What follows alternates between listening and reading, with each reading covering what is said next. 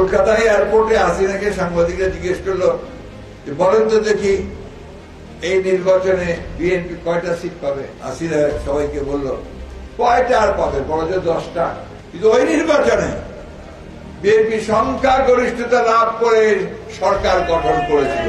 ফেব্রুয়ারিতে সংসদ নির্বাচনের ঘোষণা অনেকের পছন্দ হয়নি বলে মন্তব্য করেছেন বিএনপি মহাসচিব মির্জা ফখরুল ইসলাম আলমগীর। তিনি বলেন, নির্বাচন হলেই তাদের বিপদ। বুধবার ঢাকার উত্তরায় মহানগর বিএনপির সদস্য নবায়ন ও প্রাথমিক সদস্য সংগ্রহ অভিযান কর্মসূচিতে প্রধান অতিথির বক্তব্যে তিনি এসব কথা বলেন। নির্বাচন হলেই তাদের বিপদ, এখন নির্বাচন নাই, তাদের অনেক গুরুত্ব আছে। লন্ডনে বিএনপির প্রধান উপদেষ্টার সঙ্গে তারেক রহমানের বৈঠকের পর দেওয়া যৌথ ঘোষণায় ভিন্নমত পোষণ করে জামায়াত ইসলামী ও ন্যাশনাল রিপাবলিক পার্টির প্রতিক্রিয়ার দিকে ইঙ্গিত করে মির্জা ফখরুল বলেন, আমরা বলেছিলাম ডিসেম্বরে নির্বাচনে যেতে হবে। ডক্টর মোহাম্মদ ইউনূস বলেছিলেন এপ্রিলে ইলেকশন দেবেন না, তাই না। তারেক রহমান আলোচনায় বসে ওই ডিসেম্বরে থাকেনি, তিনি ফেব্রুয়ারিতে চলে গেছেন এবং ইউনূস সাহেবও ফেব্রুয়ারিতে এসেছেন। একেই বলে রাষ্ট্রনায়কোচিত নেতা। RICL TMX, যুগের পর যুগ স্থাপনা থাকে মজবুত। আমরা বলেছিলাম ডিসেম্বরের মধ্যে নির্বাচনে যেতে হবে, তাই না? আর ইউনূস সাহেব বলেছিলেন তিনি এপ্রিলে ইলেকশন দেবেন, তাই না? তিনি আলোচনার মধ্যে গিয়ে ওই ডিসেম্বরে থাকেননি, তিনি কিন্তু ফেব্রুয়ারিতে চলে গেছেন।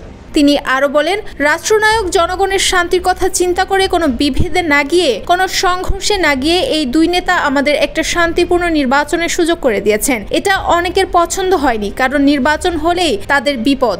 কোনো বিভেদ বিভাজনে না গিয়ে, কোনো সংঘর্ষে না গিয়ে এই দুই নেতা আমাদের একটা শান্তিপূর্ণভাবে নির্বাচনের সুযোগ করে দিয়েছেন। বক্তব্যে তিনি প্রশ্ন রাখেন, আমরা কি ফেব্রুয়ারিতে নির্বাচন পছন্দ করছি নাকি অপছন্দ করছি? নেতাকর্মীরা তখন সমস্বরে বলেন, পছন্দ করছি। ফখরুল বলেন, যে নির্বাচন হয়ে যাবে, জনগণের যারা ভালোবাসার দল তারাই তো ক্ষমতায় আসবে, তখন তাদের গুরুত্ব কতটুকু থাকবে তা তখন নির্ধারিত হবে, যে কারণে ওরা নারাজ হয়েছে এবং গতকালের বৈঠকে হাজির হয়নি। যে নির্বাচন হয়ে যাবে তখন জনগণের যারা ভালোবাসার দল তারাই তো ক্ষমতায় আসবে, তাই না? তো তখন তাদের গুরুত্ব কতটুকু থাকবে কি থাকবে না তখন নির্ধারিত হবে, যে কারণে ওরা নারাজ হয়েছে। মির্জা ফখরুল বলেন, আমাদের প্রতিষ্ঠাতা শহীদ প্রেসিডেন্ট জিয়াউর রহমানের কাছে আমরা শিখেছি, ব্যক্তির চেয়ে দল বড়, দলের চেয়ে দেশ বড়।